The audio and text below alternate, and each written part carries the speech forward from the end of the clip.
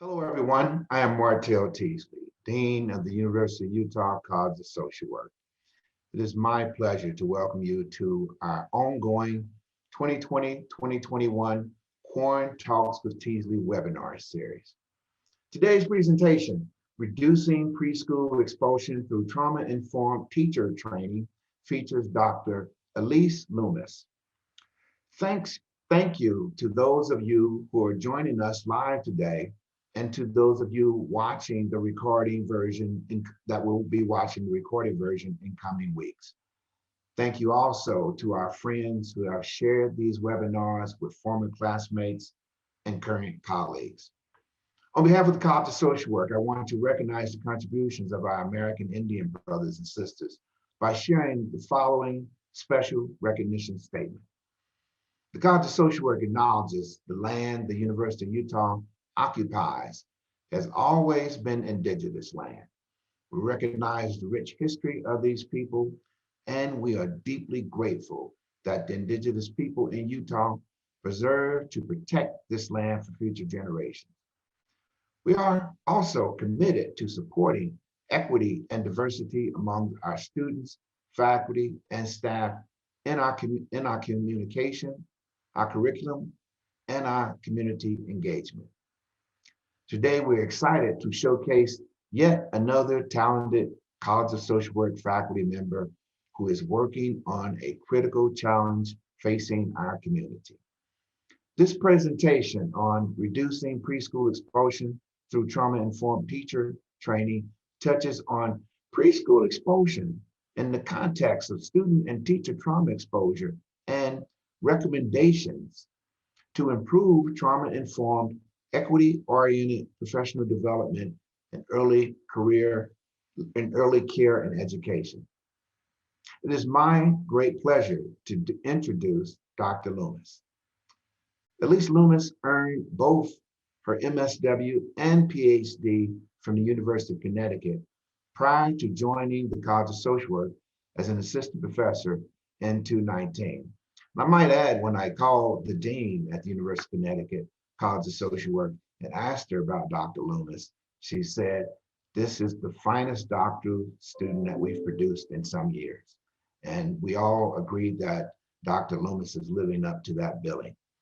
Her research interests include the impact of childhood trauma and adversity, particularly how it can affect educational and health disparities.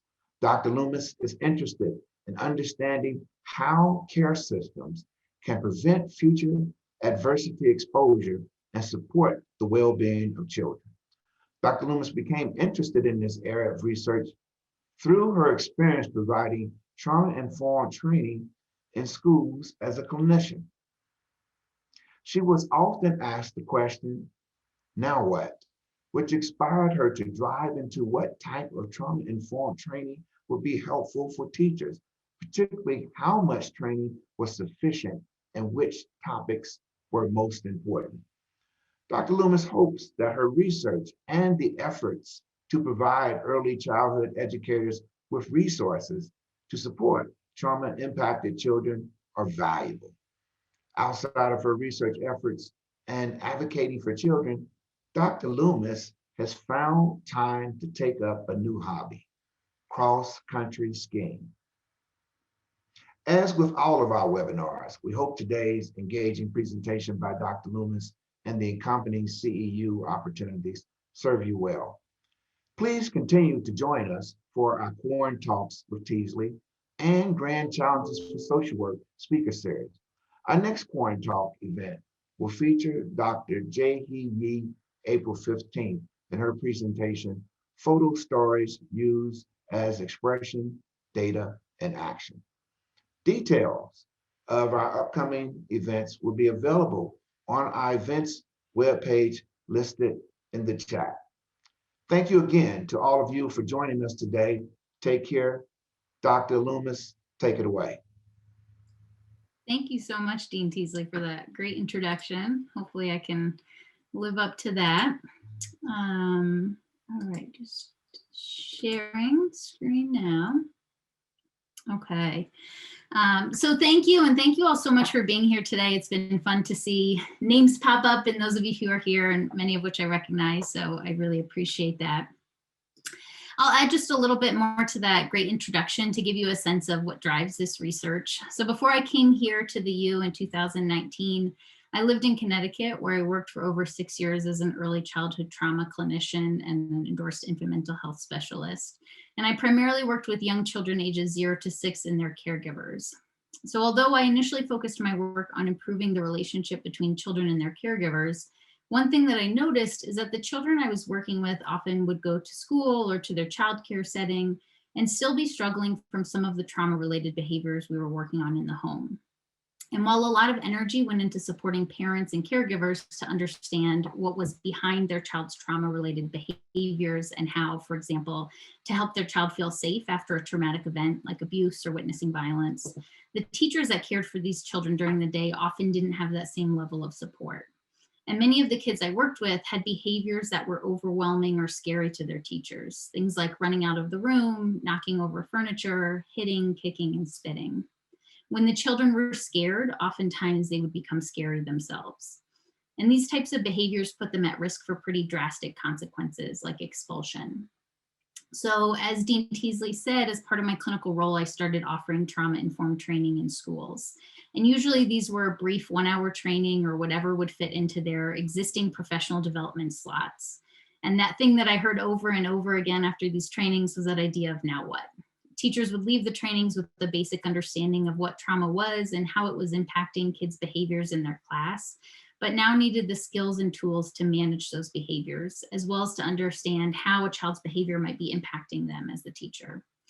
And this led me to want to understand more about trauma-informed practices within schools, particularly trauma-informed training, which led to some of the work that I'll talk about today. As a quick overview, I'm going to focus on 2 major areas of work. The first being related to preschool expulsion and how trauma may increase a child's risk of expulsion. And the second being the role of trauma-informed training in preschools and whether these types of trauma-informed approaches can help to reduce rates of preschool expulsion. So for those of you who were able to attend the fall QuaranTalk with Dr. Tasha Seneca-Keys on restorative justice practice in schools, the topic of expulsion and disparities in rates of expulsion won't be new. But one of the things that I often hear when I start talking about preschool expulsion is, wait, children get suspended or expelled from preschool? And this response makes sense. Usually we think about expulsion as something that's reserved for pretty severe classroom behaviors that we don't necessarily equate with 3- and 4-year-old children. And our understanding of the scope of this problem is also pretty new. The first study of rates of preschool expulsion was released in 2005 by Walter Gilliam, which used data from the National Pre-Kindergarten Study from 40 states that fund pre-K. And what they found was that in all states but 3, the rates of expulsion for preschoolers was higher than those for children in grades K through 12. So on average, children in preschool were expelled 3.2 times more than older children. And they also found that boys were 4.5 times more likely than girls to face expulsion, and that Black children were twice as likely to be expelled as Latino or white children. More recent information from the National Survey of Children's Health found that this continues to be a big issue. Every day there are about 250 instances of a child being suspended or expelled from preschool, adding up to about 50,000 children suspended and 17,000 children expelled at least once from preschool in 2016. And expulsion isn't an issue that's reserved just for preschool settings. Children are expelled or excluded from home-based and center-based childcare centers as well. Since that initial study, research has continued to show that young children of color, and particularly Black children, are excluded from school settings at high rates. For example, this chart from the Department of Education shows the percentage of the preschool population that has experienced suspension or temporary exclusion from school in 2012. What you can see is that while Black children make up about 18% of preschoolers nationally, they made up 42% of children who were suspended from preschool in 2012. Similarly, in a 2020 study led by Dr. Carrie Giordano of suspension and expulsion from community child care centers, Black students made up 8.6% of the population, but 24% of children who were expelled. And more recent work has also found that Latino and American Indian preschoolers and older children all have documented higher rates of expulsion compared to their white peers.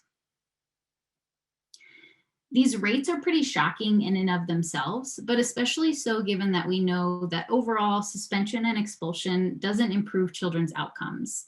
There's a lot of evidence, though, that suspension and expulsion from school actually places children on a trajectory to do worse in school, have worse relationships with their teachers, get punished more frequently, and potentially drop out.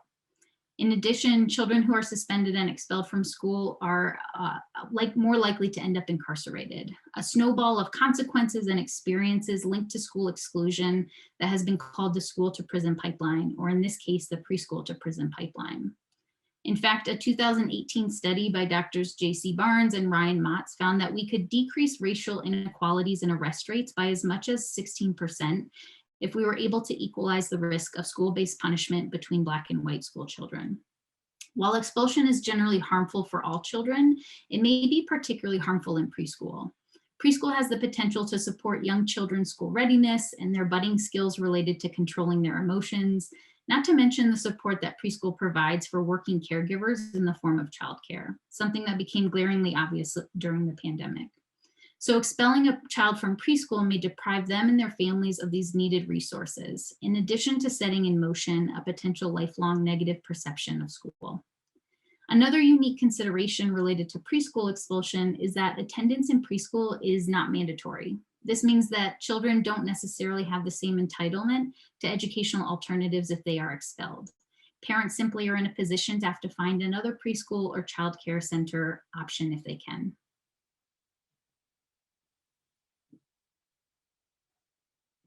So we've determined that rates of preschool expulsion are really high and impact students unequally, and that expulsion is potentially harmful to children's academic and social development. So what causes preschool expulsion and what can we do about it? Obviously, just as with older children, challenging behaviors in the classroom are one of the most prevalent causes for expulsion cited by teachers. In interviews with teachers who had expelled a preschooler, teachers shared that they first often look for causes and solutions to challenging behaviors for students. But when the solutions fail, their perceptions of student behavior shifts from struggling child to unsafe child and bad parents. And this shift is linked with a higher likelihood of expelling a child. Other work, also by Walter Gilliam, showed that it's not necessarily only children's behaviors that predict their expulsion, but also how a teacher perceives or interprets those behaviors. Three things related to this perception are related to an increased risk of actually being expelled. Classroom disruption, or how disruptive a child's behavior feels to me and my class routines as a teacher. Child-related stress, or how stressful a child's behavior feels to me as a teacher. And fear of accountability, or how much I fear that I personally will be held accountable for a child's behavior. For example, if a child breaks something in my classroom, do I think that this will be considered my fault? The research shows that it's not only the child's behaviors, but the lens through which a teacher is seeing and interpreting that behavior. Thinking about the lens through which teacher sees a child's behavior can also help to explain the persistent racial disparities in rates of expulsion throughout childhood. A study in 2016 out of the Yale Child Study Center of Early Childhood Professionals found that when prompted to look for challenging behaviors on a video of preschool children playing, teachers were more likely to look at boys and at Black children, and significantly more likely to look at the Black male preschooler. And when asked to indicate which child required their attention, 42% of educators said the Black boy. This was despite the fact that the children on the video were child actors and there were actually no challenging behaviors portrayed on the video. Teachers of older children are more likely to support more severe punishment for students of color, in particular Black students, compared to their white peers, and are more likely to see problem behavior as part of a pattern of behavior. These biases aren't unique to teachers. We all hold biases at the individual level, and racial bias is embedded within many institutions. What I want to emphasize, though, is that these biases, which drive how teachers perceive and respond to children's challenging behaviors, whether the behavior is actually there or not, is likely one of the main drivers of disparities in a child's risk of being expelled. More recently, other predictors of preschool expulsion have also been identified. Children who experience higher rates of adverse childhood experiences, such as witnessing violence, are more likely to be suspended or expelled from preschool.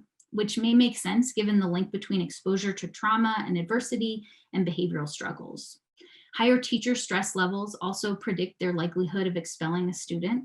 Children who are in larger classrooms are more likely to get expelled, and teachers who perceive lower levels of support from their schools are more likely to expel a student. One thing that I want to highlight here is how many of these predictors are really tied to that lens through which a teacher is perceiving a child's behavior, whether it's how they're interpreting the child's behavior or things in the environment that may increase a teacher's sense of stress, may activate their biases, or decrease their ability to manage classroom behaviors effectively. I also want to point out that it's likely that these predictors interact with each other. For example, children's level of adversity may increase their behavioral issues in the classroom, and a teacher who doesn't have an awareness of trauma or confidence in addressing trauma in the classroom may see those behaviors as challenging or scary, or may feel really stressed out by those behaviors, which may increase the likelihood that they'll recommend a child for expulsion, particularly if they're in an environment where they feel unsupported in managing classroom behaviors. Or because of a teacher's racial biases, a teacher may perceive a child's behavior as more disruptive based on the child's race or color, and also may be more likely to hold negative attributions about the child's parents. So may be more likely to move towards a severe response like expulsion.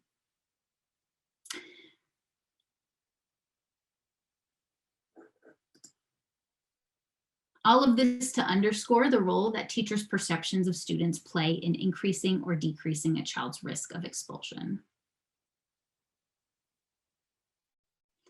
An increasingly more common policy solution to preschool expulsion is legislation at the state level that either bans or limits the use of expulsion in preschool settings. The idea here is just to get rid of expulsion as an option in preschool settings altogether, and that will essentially eliminate the use of this resource and the disparities that go along with it. Some colleagues and I did a scan of all of the existing legislation that has been either proposed or passed as of January 2019. And this work was just published in the Early Childhood Education Journal a few weeks ago. So we reviewed legislation that we gathered from the National Conference of State Legislatures Early Care and Education Bill Tracking Database.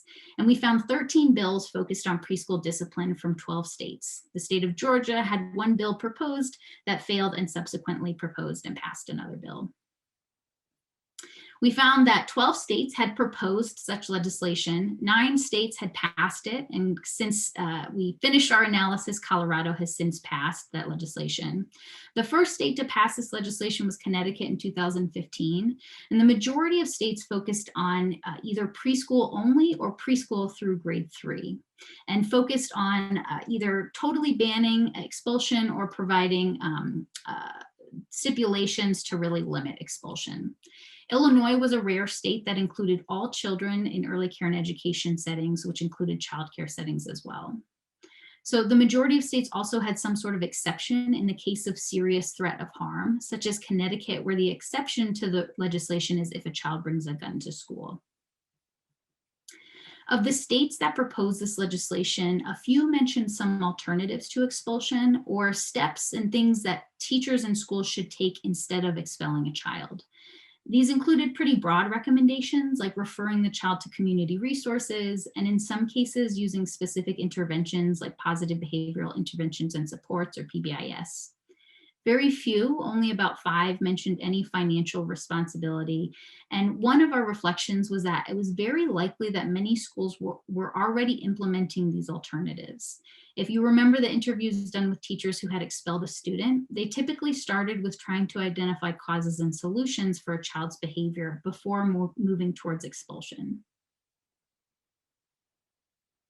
This is an important point because one thing that my colleagues and I noticed when reviewing public comments of this legislation was that a lot of teachers opposed it.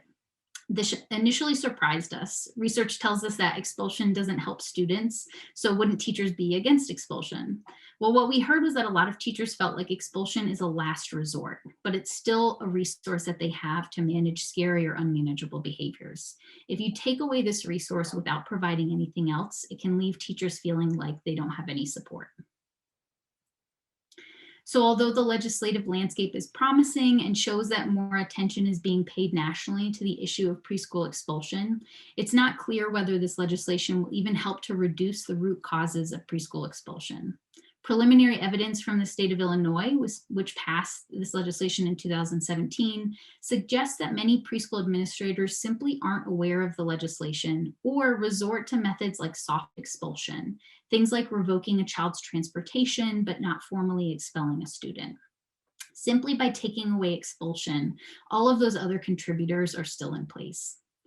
So one area that I chose to focus on was all the way at the beginning of this conceptual model, and that's to address the role that child ACEs or adverse childhood experiences might play in a child's expulsion risk. We know from recent work, some of it my own done with colleagues here at the U, that children with higher rates of adversity, violence exposure, or violent victimization are at higher risk of suspension and expulsion. Children who've experienced trauma may have a harder time concentrating in class and may be more easily triggered, which might look like getting scared, irritated, or annoyed, and may have a harder time calming down. They may also have a harder time with relationships with adults, and it might be harder for an adult or a teacher to help calm a child down. All of these things which may place them at higher risk of being expelled. Additionally, as I shared at the beginning of the talk, teachers might not have the skills needed to manage trauma-related behaviors in the classroom. A child's behaviors might feel scary or overwhelming, and not to mention that a teacher's own experiences of trauma might also get triggered by students. So myself and a research assistant, an MSW student from the College of Social Work, Faith Felt, conducted a study last year where we tried to learn more about whether trauma-informed training was helpful to teachers, and if so, what kind of training. In the study, we recruited preschool teachers from 4 Head Start programs across the state and surveyed them on the types of trauma-informed training they had received and the types or content of training that they were interested in receiving, as well as things such as their trauma-informed attitudes and stress levels. And this is the list of training content that we asked teachers about. It included things like definitions of trauma, the impact of culture on an individual's perception of and response to trauma, and the impact of a teacher's trauma on their work. These content areas fit into 3 categories of training. Training focused on knowledge, which included things like definitions, training focused on skills, which included things like managing trauma in the classroom, and training focused on self, which included things like how my own experiences of trauma might impact me and my work. What we found is that the knowledge-focused training was the most commonly endorsed by teachers. 88% of teachers that we surveyed had gotten some sort of training related to trauma-informed knowledge. And this made sense to me based on my own training experience. I often started with the what is trauma piece and didn't have time to go much more into depth. Skills were also pretty common. Of the teachers who had some sort of knowledge training, 75% also had some sort of skills training. But here we see a bit of a different pattern where more teachers are endorsing wanting this training, that's the kind of teal bar, than those who have received it, telling me this may be one that teachers see value in, but don't get as much. If we think of that knowledge-focused training as kind of a trauma 101, a skill-focused training might be a little bit more advanced. This pattern was even more pronounced when we looked at the self-training. Over 60% of teachers reported wanting the self-focused training, but only about 40% had received training in this area.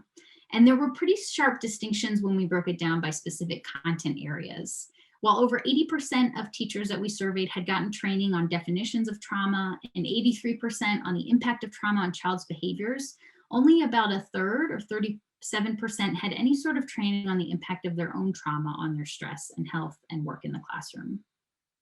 This is important because recent work by lead author Grace Hubel out of South Carolina suggests that early care and education providers may have higher ACEs or adverse childhood experiences than the general population, and that these ACEs may be related to their classroom climate. So we were interested in whether or not the training content matters, and we decided to focus on the preschool staff who had gotten some type of knowledge-focused training. And then we looked at whether or not they had gotten additional training on top of that. Training focused on skills, training focused on self-reflection, or if they had received training on both skills and self-reflection. And one of the things we looked at was trauma-informed attitudes, or the teacher's level of buy-in and confidence in providing trauma-informed care. For this, we use the attitudes related to trauma-informed care scale, or the ARTIC, which taps into different areas related to self-efficacy, knowledge, and willingness to seek support. For example, a teacher who rated high on the Arctic, so would be said to have more positive trauma-informed attitudes, may endorse the statement that they feel like they have what it takes to help students, normalize being upset rather than pathologizing negative emotions, and having a relationship-focused frame for work with students.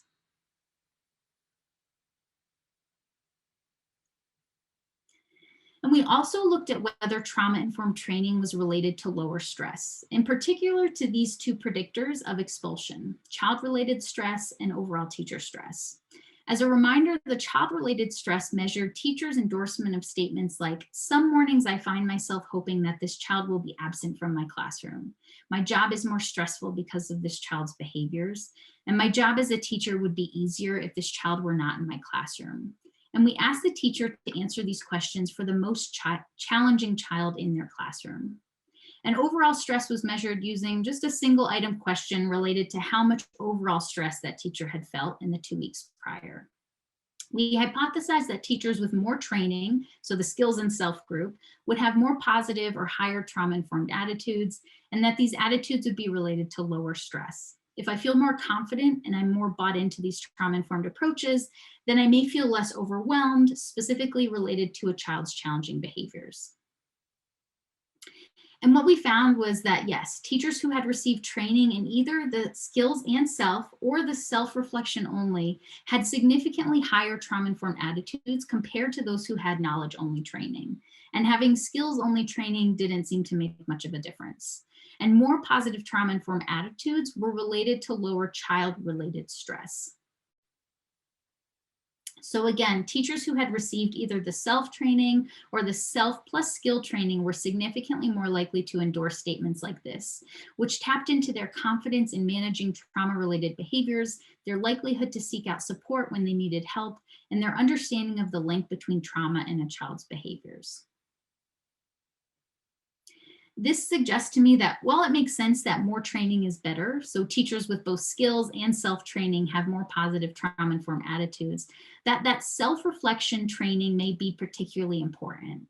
And trainings that focus on teachers themselves might be especially valuable as part of a trauma-informed environment, and maybe should be the first place we should start.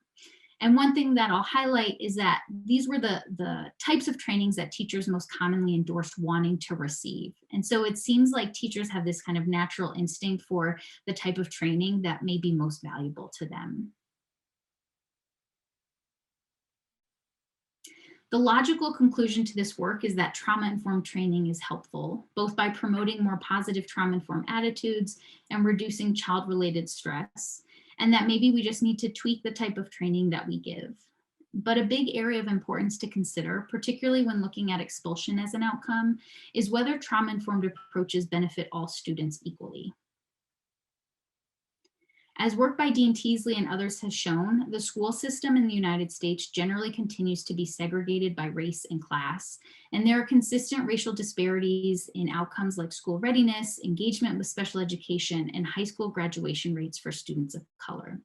And a big critique of trauma-informed approaches is that many of them do not specifically center racial trauma, and that many of these approaches are either race neutral or race evasive, and in fact might perpetuate disparities in educational outcomes for youth.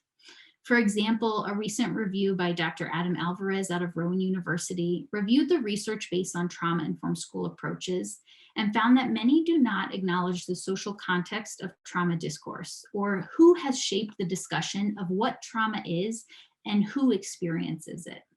They generally ignore racial trauma and the harm that is caused by teachers being race neutral or race evasive, and do not acknowledge the systemic trauma that many children face, including at the intersection of racism and poverty in the United States. This is also important when thinking about the trauma that teachers themselves may have experienced. A recent report by Child Trends found that the racial backgrounds of teachers in center-based child care centers tends to match that of the communities that they serve, particularly in Head Start programs, meaning that if large proportions of children in the program have experienced racial trauma, then it's likely that the teachers have too. So with this critique in mind, in another paper, I worked with another colleague to dig into the study of Head Start teachers to see whether trauma-informed attitudes influenced their reports of a child's expulsion risk and whether this differs for students of color compared to non-Latino white students. As a reminder, in the prior study, we asked teachers to report on expulsion risk indicators for the most challenging student in their classroom. Half of students were identified by teachers were students of color, including about 28% Latino students, 9% Black, and 10% American Indian. So with this in mind, we decided to look at whether teachers' trauma-informed attitudes influence their report of expulsion risk for the most challenging student in their class, and whether this differs for students of color. The study is still under review, but for this work, we looked at whether the subscales of the trauma-informed attitude scale, which we looked at trauma-informed knowledge, trauma-informed self-efficacy, and trauma-informed reactions, or whether I feel like I can get support for this work, and stress, overall stress, were related to all three indicators of expulsion risk: child-related stress, classroom disruption, and fear of accountability. And as a reminder, that's how stressed out I feel by this child's behavior, how disruptive this child's behavior feels to my classroom routines, and how much I worry that I'm going to be held accountable for this child's behavior. And we hypothesized that more positive trauma-informed attitudes would be related to lower expulsion risk on all three indicators. And we also hypothesized that higher overall stress would be related to higher expulsion risk, as has been seen in other work.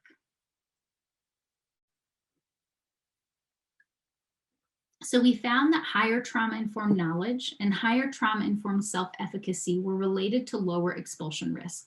So teachers who had more positive trauma-informed attitudes endorsed lower expulsion risk for the student in their class that they identified as having the most challenging behaviors.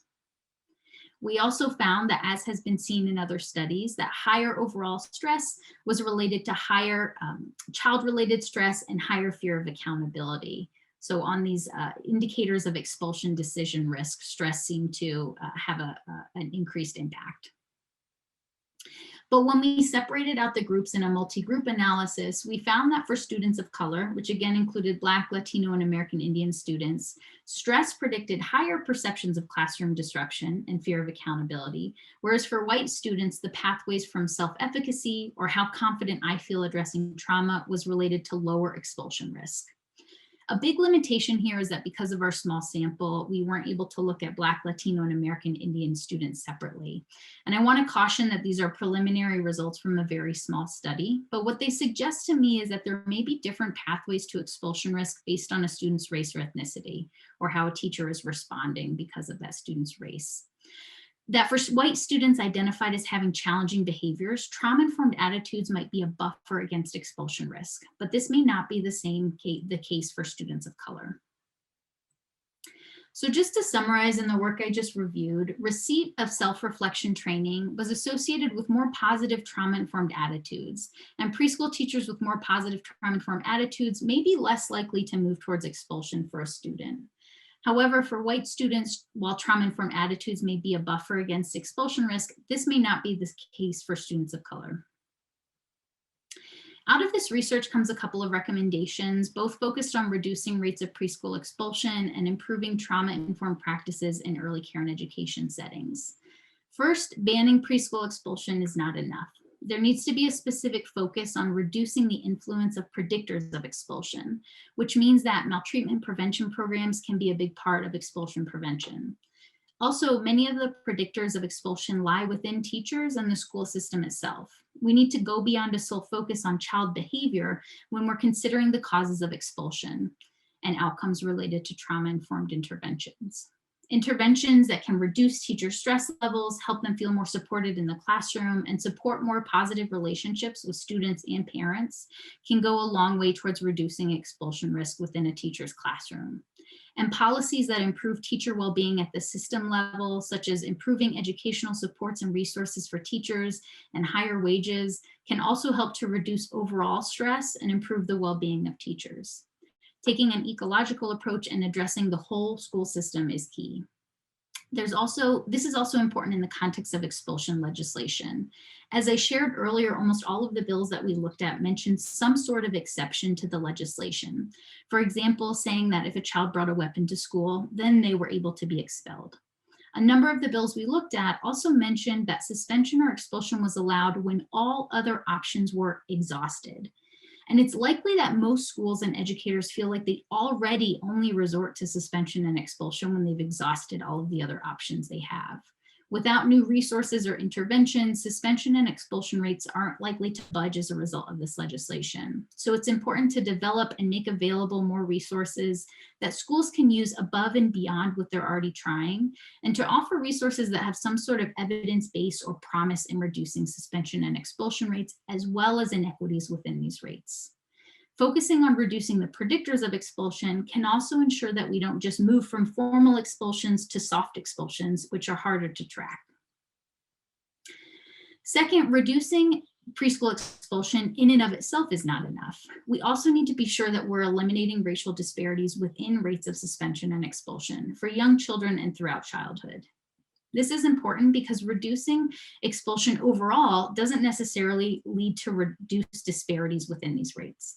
It's important that interventions that aim to tackle preschool expulsion also really intentionally tackle drivers of disparities, which can including continued school segregation based on race and class, which may influence the quality of schools that children attend, which may lead to larger classroom sizes and teachers who have less resources to manage classroom behavior, as well as addressing the influence of implicit and explicit biases, such as racism, and how those permeate the school environment.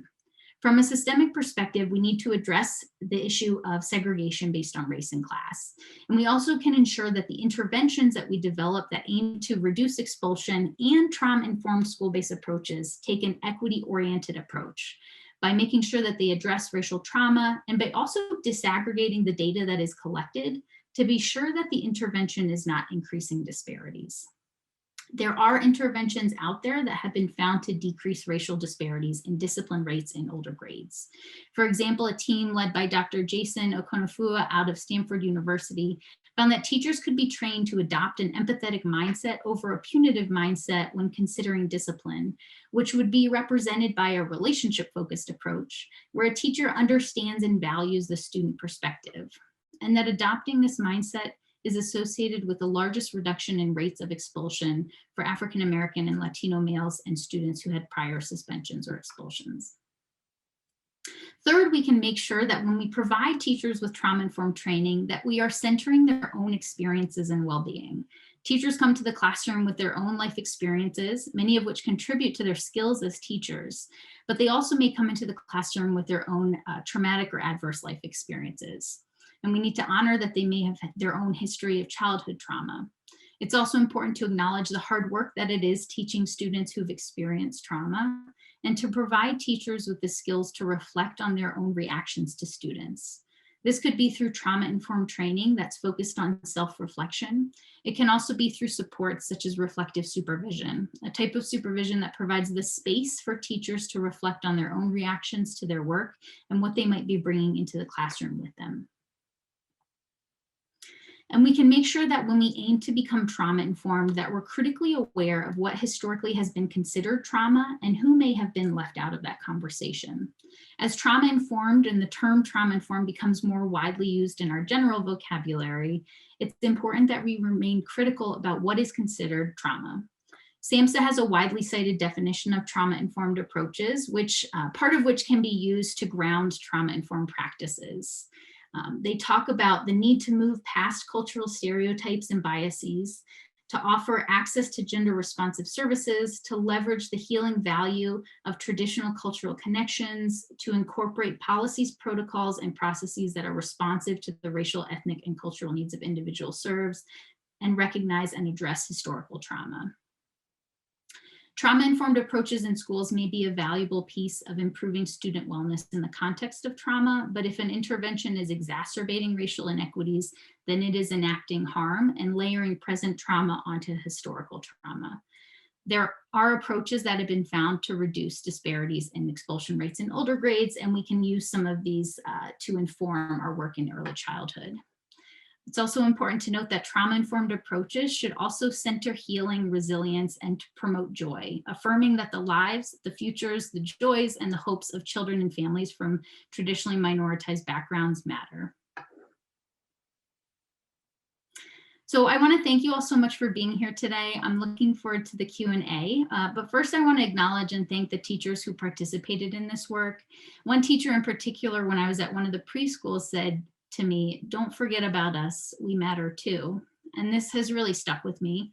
that providing supports for teachers is important, and that we want to improve the school environment for children, of course, but that teachers' well-being and wholeness also matters in and of itself, and that teachers are people who come into the classroom with their own experiences and histories, who provide such a critical role to our community and society, and that our support for teachers needs to match the importance of the work that they do. So I'm looking forward to answering some questions, but I put my email up here and I'm happy to put it in the chat if you'd like to reach out to me after the talk today.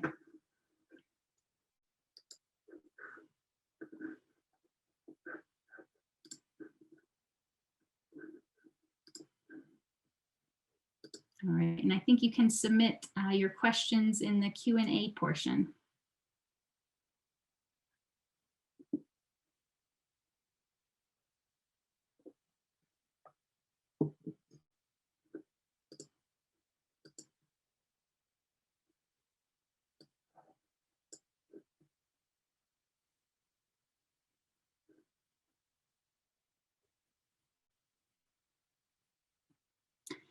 Question, have you found that racial biases vary among teachers of different races, or was it common among teachers of all races to have a bias towards children of color? So in my particular work, we didn't have a large enough sample where we could look at the impact of a teacher's race. Some work, like the work by Walter Gilliam, found, where I showed the video, found that teachers of all races and ethnicities were more likely to look at the Black boy in that video. But other work has really focused on the importance of the racial or ethnic match between a child and their student. So I think that's a great question, and something that is important to think about in future work is that that match between the student and the teacher, and if that can be protective in terms of expulsion risk for a student.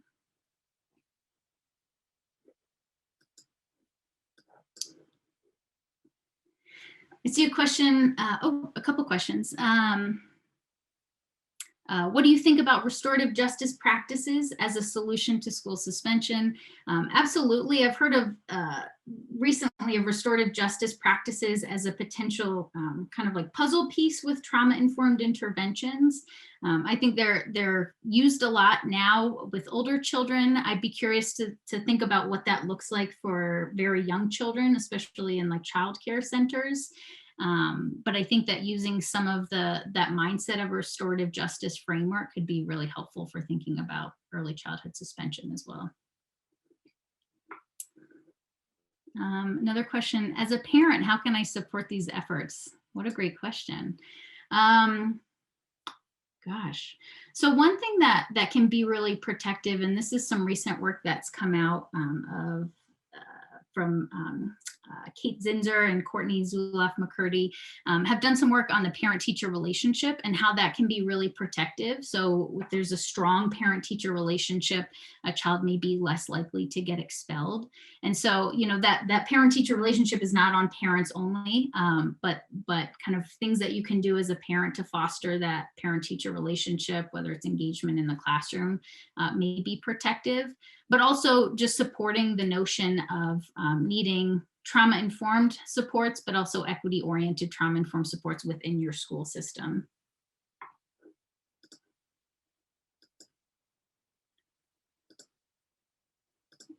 Okay. Question about the legislative work. Any thoughts on what factors play into why some states are engaging in legislative work in this area? Geographical reasons, political reasons? Yeah, so we were interested in looking at whether there was variation based on whether it was a red state or a blue state, and we didn't really notice kind of big differences. There did seem to be a larger clustering kind of on the East Coast. Some of it may have to do with the number of young children in that state, and if there are a lot of young children in that state. Another thing may be the number of public preschools in that state. So one thing that I find really interesting is that Utah, on a lot of the national databases that are tracking preschool expulsion, Utah tends to come up as 0 preschoolers expelled, and that is more linked to the lack of public preschool system. And so if a state has a pretty robust public preschool system, then they're generally encouraged to track expulsions. And so there may be kind of more awareness of how many children are being suspended or expelled, and that may drive work in this area. This tends to be something that generally people are in agreement about when they hear about it. Preschool rates are, expulsion rates are high. We should do something about it. One of the things that my colleagues and I are encouraging legislators to do is to make sure that, you know, if we're passing this legislation, that we make sure it's really comprehensive and that it actually addresses the needs of many students and teachers. I see a couple questions about where Utah teachers can go to get training. Is there somewhere to go to learn more about it? One thing, a resource that I really like is the Heart of Teaching and Learning. It's a out of, I think, Washington, and they developed this kind of school-based resource for trauma-informed approaches. They have a PDF of their kind of manual that you can take and use to develop your own trauma-informed training. We also have a trauma-informed Utah here in the state of Utah that is developing a lot of great resources and connections. And so that's something, I think they have a website that's being launched soon. That's a great initiative within our state that will be a great resource.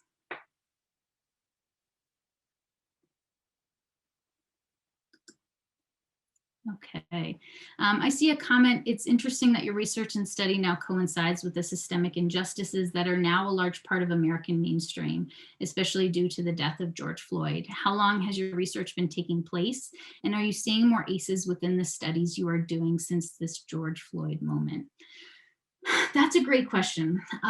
You know, I think what is an important piece to think about with this question is, especially when we think about ACEs, racial trauma hasn't traditionally been embedded within the ACEs framework. There is a lot of movement now for that to happen, and there's some great work that also talks about like the pair of ACEs, so individual or family level ACEs, but also community level ACEs that an individual may experience. So I think as we start, I don't know that ACE rates have gone up. I just think there are certain traumas that haven't been captured. And again, that goes back to taking a critical frame of what has in the ACEs literature or in kind of the broader trauma-informed world, what has been considered a trauma and what has not been considered trauma.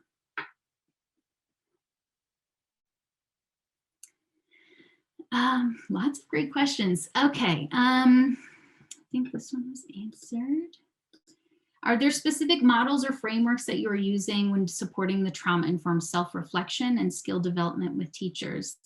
Yes, so kind of the next iteration of this work, this is something that we're doing now, is one of the questions that remained after our other work was, is it just that teachers with higher trauma-informed attitudes are drawn to certain training? So maybe teachers with more positive trauma-informed attitudes are drawn towards those self-reflective trainings. And so we're working right now, myself and a couple students from the College of Social Work are working on a randomized control trial, a very small trial where we're randomizing teachers to either receive a self-focused training or a skills-focused training. So that skills-focused training has been grounded really, really heavily in that heart of teaching and learning. That's kind of one of the best practices for trauma-informed school-based approaches. The self-focused training, we've taken information from a couple of places, and one of the, I'm going to give a name for a book. There's a book by Julie Nicholson, Priya Driscoll, Julie Kurtz, Dominica Marquez, and Lawanda Wesley called Culturally Responsive Self-Care Practices for Early Childhood Educators. And that has been a really wonderful resource for us, a way of thinking about self-care that is really taking kind of a cultural humility lens. And so that's one that we've drawn from a lot. So that would be a book that I very highly recommend. And it is one that you know, could be used in a group with teachers, could be brought right into the school system. Question about conducting research among male teachers. The majority of the teachers that have been recruited into my study have been female, but that's an interesting question about notable differences. I don't know. Have you had a chance to explore this topic qualitatively with teachers and or others working in the Head Start system? No, work to come, hopefully. Some of what's interesting with those who have done some work on trauma-informed training in early care and education settings is that some of them notice that they don't see quantitative differences after kind of implementing a trauma-informed approach, but teachers do report qualitative differences in how they're thinking about children, differences in kind of their process of understanding a child's behavior. So I think that's a really important part of the work, something I'd really love to do. Thanks for that question. A great question. It seems the number of students and teachers who've experienced trauma could be higher than ever following this pandemic year. Might particular or new training be needed to help everyone in the coming years? Absolutely. So I think there hopefully is more of an emphasis on the experiences of teachers themselves, since we've all really been witness to how much teachers have had to juggle during the pandemic. And so I think that focus on the need for that self-care training, there might be more kind of buy-in and openness to that. I think that when thinking about the types of trauma, I think the skills that teachers will need will be similar, although, some of the teachers, some of the preschool teachers that I'm working with now are virtual. And so the skills for managing trauma-related behaviors virtually may be different than in the classroom. But I think that ability to reflect on, why am I responding this way? Or why does this child's behavior kind of hit me in this certain way? Or what might be behind this child's behavior? Some of those skills will be pretty similar. Somebody said, can you remind us of the name of the book that was just mentioned? Yes, it's called Culturally Responsive Self-Care Practices for Early Childhood Educators. Really phenomenal book.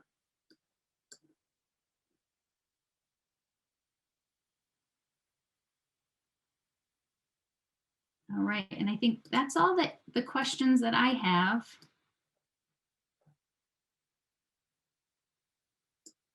I think if that's it, I'm so appreciative to everyone for being here today. It's always exciting to talk about this work and to think about this together. So thanks so much for being here. Thank you so much, Dr. Loomis, for your excellent presentation today. I think we do have just a few more minutes if anyone has any last minute questions.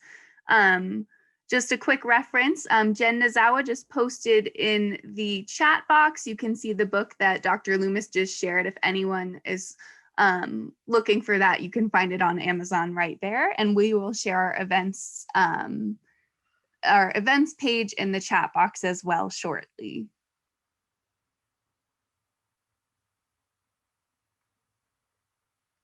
Dr. Loomis, could you talk about your research agenda here in the Salt Lake City area? Yeah, absolutely. So overall, what I'd like to make sure that I'm doing is promoting these trauma-informed approaches, and making sure that they have an impact on students and teachers. Teachers have so many different trainings that they're doing. Teachers have so many different kind of tasks to do. And so, like I said, one of the things that I'm focusing on right now is that RCT, where we're randomizing teachers into different trainings.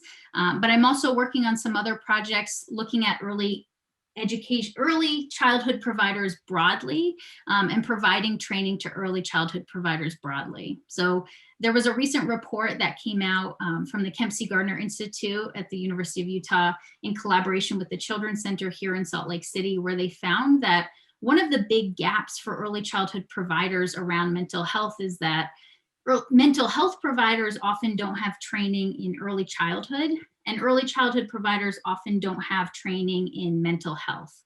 And so there can be real gaps in services there.